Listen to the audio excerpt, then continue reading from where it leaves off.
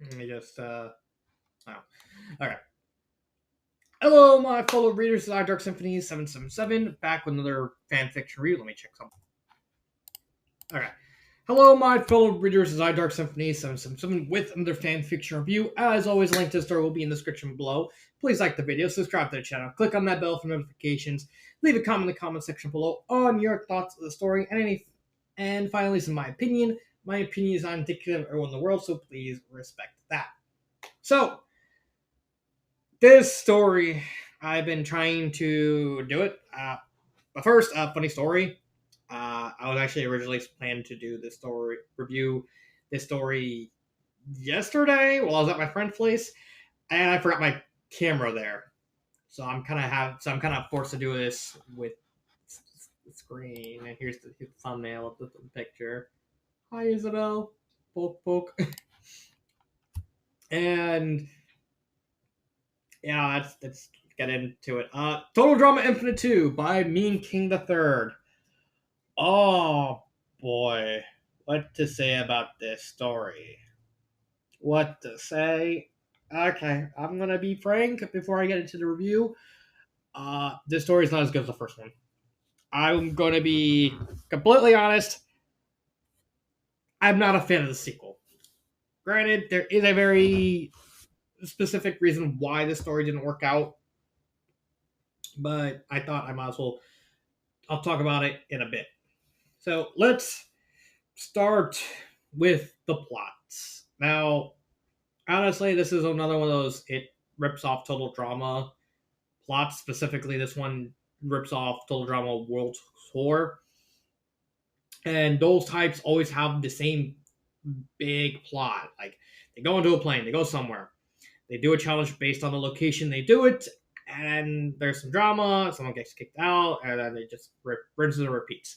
This is just another one. This is just another by the numbers story where there's not really much of a plot. There is a big over secondary plot involving a character by the name of Kajira, but I'll talk about him when I get to the characters because honestly, there's so much to unpack with him. But when it comes to this type of story, again, characters are king. These types of stories are make or break based on how the character is written. So let's just move on to the characters. Okay. I'm gonna be frank. There's only 3 good characters in this story. That being Susie, Glass Joe, and Miyu Iruma. Those 3 characters carry this entire story. They had the entire rest of the story and all the other characters on their backs, just hobbling and working together. Miyu's probably like making like some kind of gangbang joke on it. That's Miyu in a nutshell. So let's talk about these 3 characters. Okay. Sorry, I'm just my brain is fried from not having a camera. Let's talk about Susie. So Susie starts out like basically like Susie from Total Drama Infinite 1. She's very loud, she's very mean, she acts like a British bully, but then she meets Lida. I don't know how to say that guy. The fast guy from My Hero Academia. And so what happens is Susie starts to crush on him, and then she gets a sort of mind, like the whole idea of Susie's character in the story is she eventually does find purpose, and her purpose is I want to be a hero because she gets inspired by seeing Ilya do his thing, and she's like, well, everyone always sees me as a bully, so I was just like, I'm gonna be a bully. But she got inspired by him. I'm going to be a hero for the sake of being a hero. So it's like it's a simple enough story. Granted, once Ilya gets eliminated, spoiler, he doesn't win. Susie doesn't really have anything else. Like, okay, their character arc's over once he gets eliminated, but it's fine. Just a holding pattern sort of thing. Glass Joe's whole character is he hated how he got eliminated in the first story. So basically, for context, how he got eliminated in the first story was he had to compete in a boxing match against Dio, and Last Joe got destroyed to the point he had to end up in like a gurney, like a covered in wraps, completely like hospitalized. And Dio managed to convince everyone to just like put him out of his misery, eliminate him, so that way he can get better. They did it. Joe didn't like how he got eliminated like that, so he had two ultimate goals when coming for second season two. One, he wanted to go all on his own terms. He didn't care if he won or not, as long as he went out on his own terms. Second thing, he wanted to be tougher. He wanted to be able to prove that he can be stronger and become a better boxer and hit stuff really hard. He does form a friendship with Kiryu from the Yakuza series and Terry Bogart from Fatal Fury, King of Fighters. I almost said Fatal Fury for some reason. I'm not thinking of Rabbit Girls. No, that's Bloody Roar. Why am I thinking of Bloody Roar? I'm thinking of it. Never mind. No, it's King of Fighters. Whatever. And they do eventually train him, and he does get stronger. And then how he gets eliminated, we'll kind of get to that later. And finally, Miyu Iruma from Danganronpa. Oh boy, Miyu, what a character! I liked Miyu. I really, really liked Miyu. She's the self-proclaimed ultimate inventor who makes like a lot of weird pseudo-sexual machines, and she wants to tinker with stuff, and like half of the stuff she comes out of her mouth is like either an innuendo or some kind of I've had some innuendo or like some kind of admittance that she kind of got laid. But then once you actually get to know her, she opens up. She realizes that she's actually very insecure. She's very lonely, and she wants companionship. And she uses this sort of over the top promiscuous identity to kind of shield herself from these insecurities as like a front. Like she's a walking facade. You see the outward, and then when you get to know her, you see that she's a very, very broken girl who just wants friends, who wants companionships, and that really works. And you see and you actually see the massive character arc you have. Thank God we have 2 character arcs in this story, and a total of like 30 something characters. Glass Joe and Miyu save the goddamn game with actual character arcs and and resolutions. Oh boy. Everyone besides those 3, they're either average or bad. Katakuri, Charlie, Terry, Kiryu, he's okay. Then again, I doubt the reason that the author didn't change Kiryu much is like he probably thought, can't change perfection, you can't change Kiryu, because then it's not Kiryu anymore. Sing Baka, then he sings like Dame Dame, whatever the actual name of the song is. Waluigi. There is also Waluigi. I completely forgot about Waluigi. Waluigi's whole stick is he kind of feels bad over the fact that he kind of got shunned from Smash Brothers. Like, I wasn't putting the Smash Ultimate as a playable character. And then he gets jealous of Isabelle, who joins as well, because she was actually put into the game. I think she was an assist trophy in Smash 4, but then became like a part of the playable characters. Like, you were supposed to be assist trophy, brothers. It's like, well, what about Little Mac's? Like, what about Little Mac? Nobody cares about Little Mac. Everyone just likes Class Joe and Aaron Ryan. Why am I wearing the because Waluigi time. I don't know why I'm doing that. I don't know why I'm doing that. Maybe I just like saying a lot. Yeah. But then with Waluigi, he slowly kind of opens up to Isabel, kind of realizes I might like this. I might like this little Shih Tzu humanoid. Now, only she had a bigger chest. No, wait, no, wait, no, no, no, no, no, don't stop me, strip me. Don't remove me from your games, man. I cannot. God dang, why does my mind go places sometimes? My mind is always like this. It always goes in like the weirdest places. But anyway, Waluigi kind of has like a thing where he doesn't know if he loves Isabel or not, so they like decide we're just gonna be friends. But if we, if it becomes something more, we'll let it become something more. Waluigi is technically a cheater. Well, you can't have Waluigi without having like copious amounts of, who can I screw over next?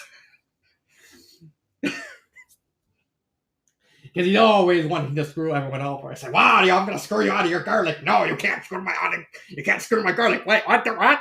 Like, my mind went too fast. No garlic for you. I'll just make eggplant. My mind going stupid places.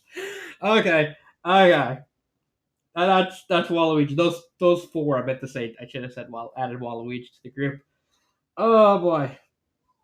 Let's get to the big one. Gajira. Oh boy. What can I say about Gajira? Er, my. Gajira is so bad. And this is where I think the biggest problem with the story lies is the author wanted to be experimental. I understand where the author is coming from. He wanted to try something new. He wanted to try something different. He wanted to say, hey, I'm going to write a super serious story. Because in contrast to Infinite One, between Infinite One and Infinite Two, I recommended Infinite One. Spoilers, I'm really not going to recommend Infinite Two.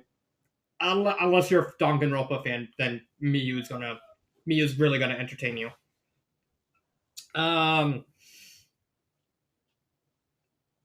Infinite One, it wasn't a great story by any stretch of the imagination, but Infinite One knew what it wanted to be. It it was a very very fun, very very goofy, entertaining story. You're not meant to take it seriously, but you're meant to have fun with it. Everyone is just an over the top character. They were having a lot of goofy fun. The whole thing with like Dio wanting to be like, I'm gonna be the ultimate villain, and then like nobody taking him seriously half the time because he's Dio. It's like, why no one taking me seriously? Because you're an idiot. and and the whole storyline with Katakuri and Charlie, that was pretty good. There was all the fun. It wasn't meant to be a good story, but it was meant to be a very entertaining story, and that's what it was. That's what Infinite One was. It was supposed to be just a fun, goofy, lovable story that had lots of personality, and that's what it was. But with this story, the author is trying to do something very dark and moody, and also rep off Wano a lot. Yeah, spoil. Yeah, thing about this story, he does a lot of references to Wano. I got he's a One Piece fan, but it's kind of saying something where like the main plot of the story is like just a gigantic. It's literally just interdimensional version of Wano, like an abridged version of Wano. Like if it was made by I don't know the guys who made One Piece. I don't know. I don't know. But and then you get the Gajira. It's basically just biker Kaido. Like his whole thing is he's introduced by falling like from the sky into the ground and getting up and shrugging it off, thinking this didn't kill me. I need something to kill me, just like Kaido. He could turn into a big lizard, although he turns into Godzilla, not not a dragon, just like Kaido. His first fight against Edward Ulrich. It's just Edward punching him a lot of times, and Gajira just kind of shrugging it off. And then he gets sober, and then he one shots him, just like Kaido. Even the final fight, the final conflict between Edward, who absorbed the tickle monster from the SCP friend world, and becoming a rubbery guy who just can make himself really hit really hard. Oh wait, why does that remind me of something? Oh yes, that's Luffy. You just turned Edward into Luffy. Okay. And even fight. It even kind of ends with how Kaido was defeated in the manga, with like him doing just without like the whole reality warping thing. Because I correct me if I'm wrong. I'm pretty sure Edward doesn't have access to like cartoon physics. You never know though. Even Gajira's underlings, his three main underlings, are basically just references to Wano. You have the guy who becomes King Ghidorah. That's literally just King. You have the guy who becomes King Kong. That's literally just Jack. Although hilariously, One Piece does have a character named Kong, and everyone's like speculating he's gonna have like a monkey fruit. If Kong has a monkey fruit, I'm literally gonna PM Mean King, say you literally just predicted Kong. Like how dare you? Pat yourself on the back. And then you have Sura, who's basically the Mothra character, and she's basically just Black Maria from the Topi Ropo. That's literally it. Like even how she's defeated in the story is like almost a complete reference to how Nico Robin beat Black Maria. The only way it would have been more on the nose is if Black Maria's back if Sura's back randomly broke from getting stepped on by Katakuri. Yeah, yeah, it was that on the nose. That on the nose. Even Gajira's design, like the way he's described when he's first introduced, is literally just picture Kaido, but he dresses like a biker. That's Gajira.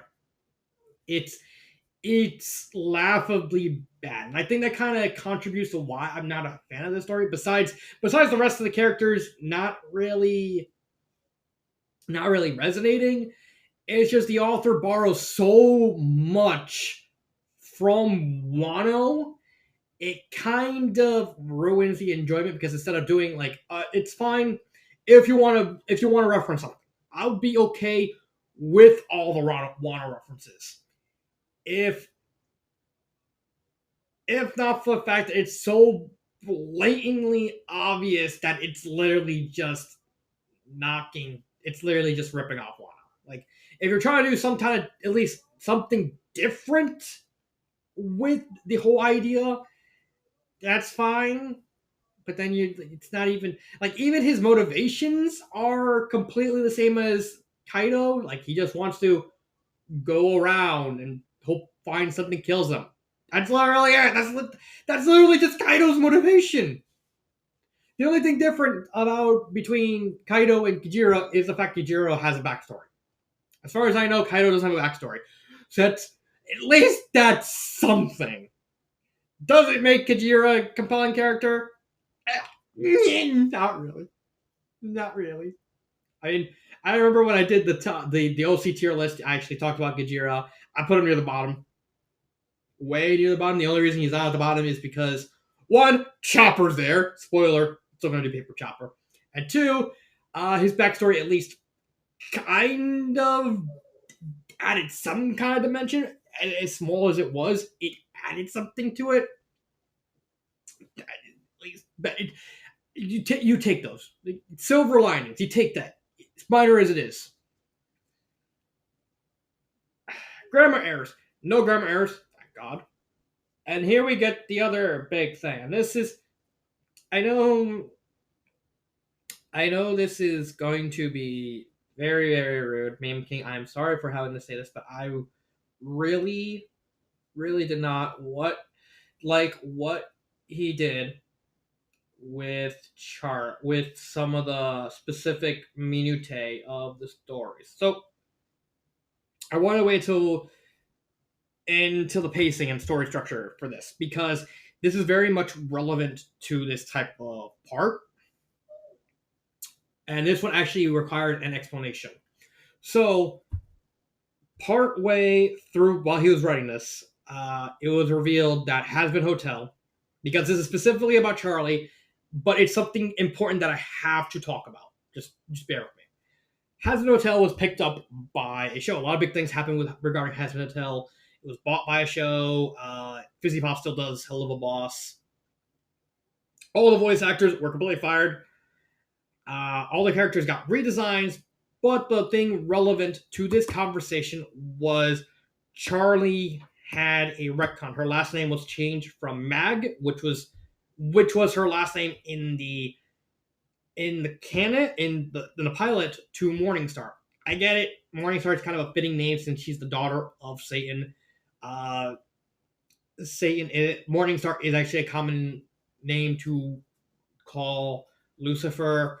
The Yu-Gi-Oh! Trading card game, they have a series of cards called the Dark Lords, which are basically just fallen angels, and their boss is just Lucifer, and he's called Morningstar. So is that okay? All right, my little sister passed by, and I paused the video. Um, and and them changing the canon because it happens all the time. Everything, a lots of canon, especially from a pilot to a full show, that's fine. I'm okay with them changing the story, but what I not happy about, in fact, I'm actually massively disappointed for this, is the fact that the author decided to change names simply for the fact that the canon changed her name. So I will since I have access to the since you're actually watching the screen, I'll actually show you here. Aftermath 2, where no, I don't know. It's Aftermath 3 that has her name change. Let's see, where is it?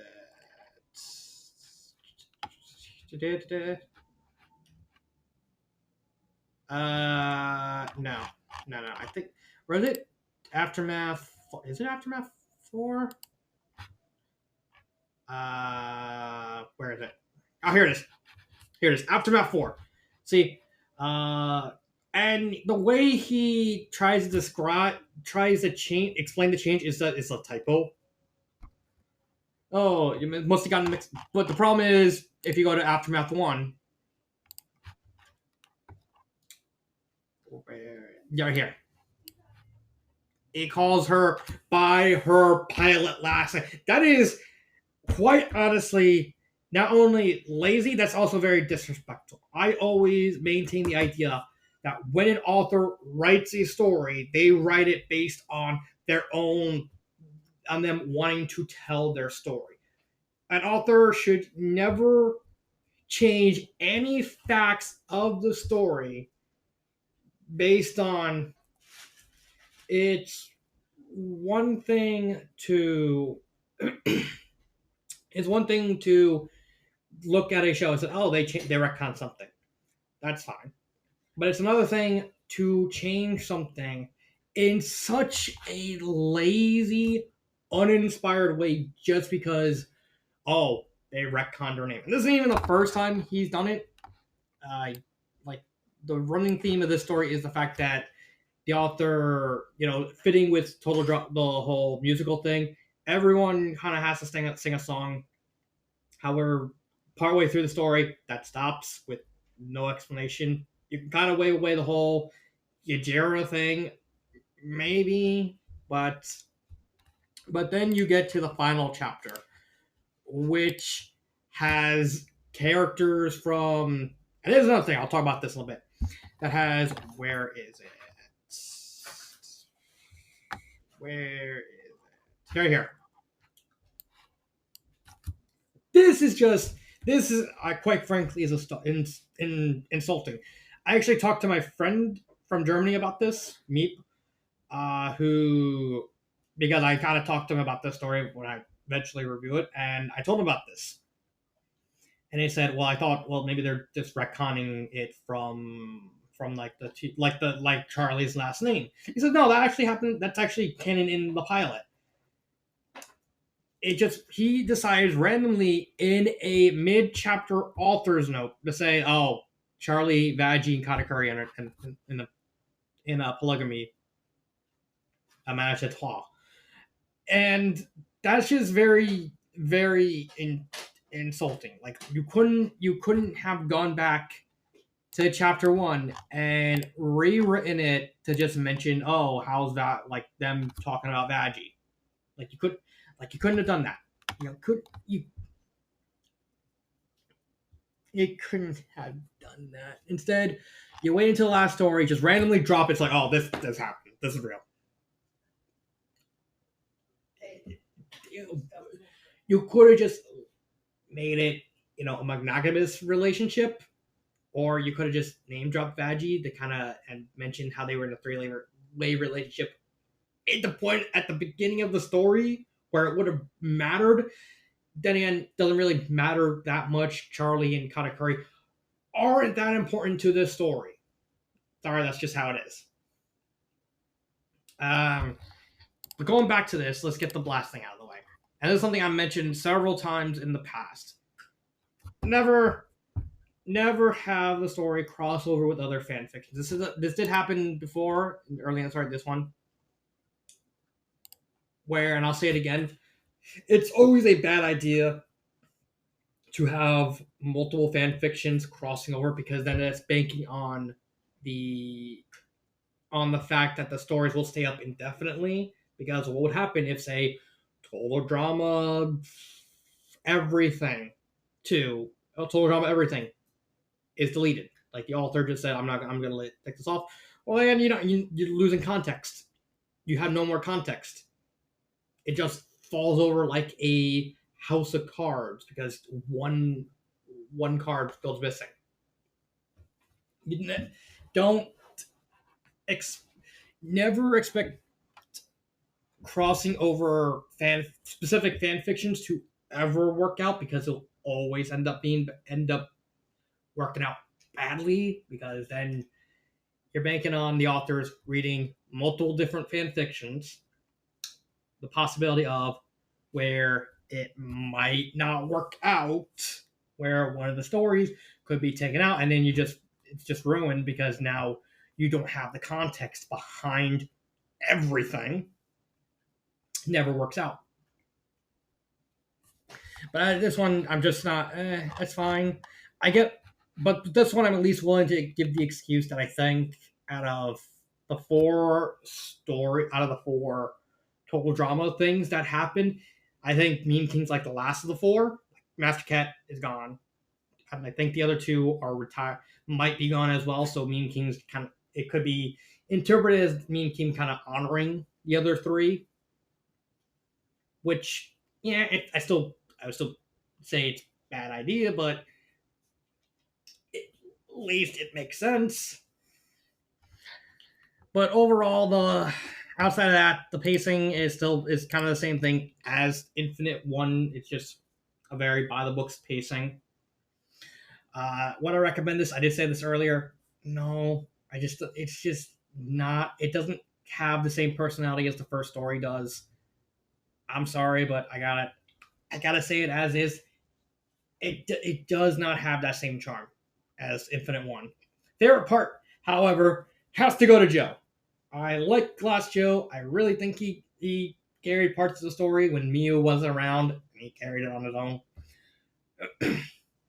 But we get a really cool moment where we kind of get Joe's whole story. No, you know what? No, it's not going to be Joe. It's going to be Miu. Where is it? I might as well just show it since I'm here. Where is it? There's Battle of the Brains. So this is the chapter where it takes place. So the context of this chapter is they meet up with Mercy from Overwatch. And Mercy decides, well, the challenge is you're going to play a game of Overwatch. You're going to be put in a VR set and transfer into a map, and you basically just play a payload. And whoever is able to either defend or attack, whoever defends, get the payload away. they win. But if they sink the payload, they win. Part this story is basically the apex of Miyu's character arc. So partway through the story, they Coil had enough of Miyu's BS and basically grabs her, takes her away from the game, and basically just starts attacking Miyu. And Miyu is like dressed as Diva, and I think Coil's dressed as Doomfist. I think it's Doomfist. I think, and they basically duke it out with like Coil calling Miyu out on her behavior, her pseudo promiscuous behavior, and Miyu completely losing it and bearing her soul because the rest of the team they find out Miyu and Coil are not around. It's like, should we keep fighting?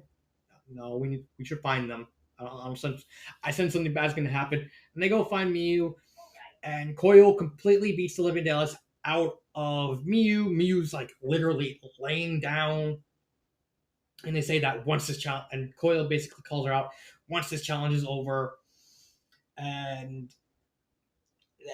once they lose, they're gonna kick her out because Miyu cost them the game, unaware of like everyone behind them, and then Miyu breaks down.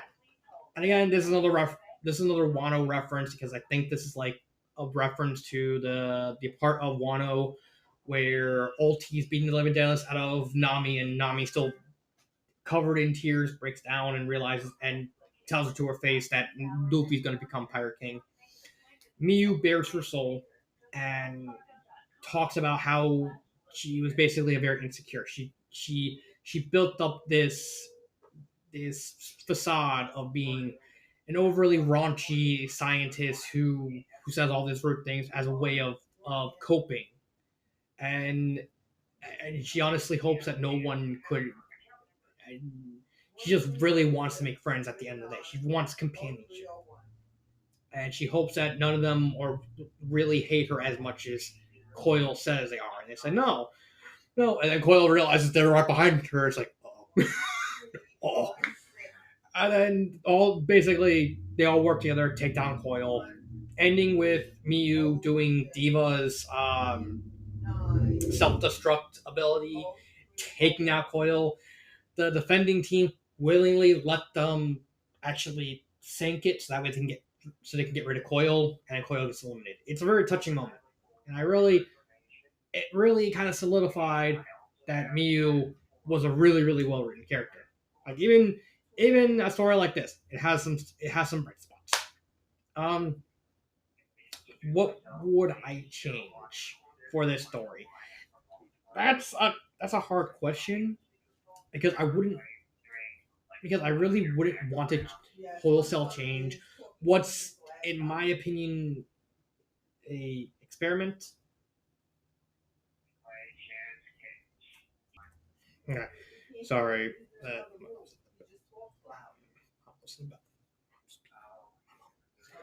Um,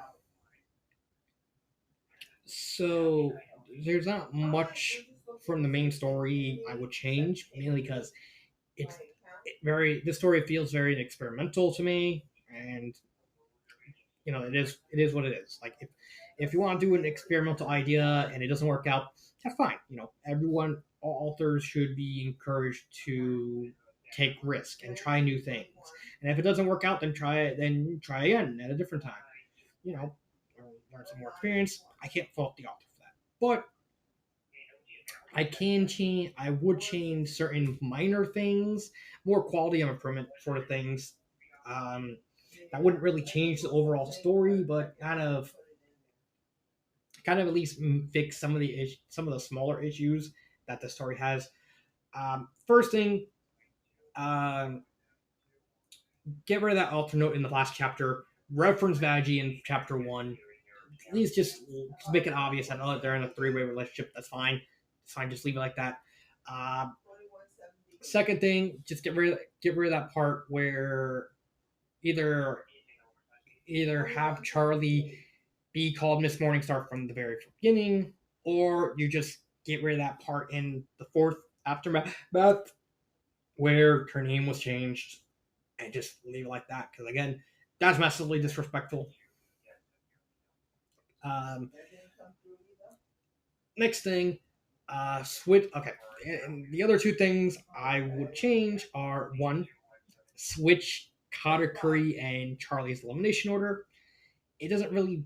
It would make more sense in the context of the story because what happens is Katakuri gets eliminated first, and Charlie gets eliminated third.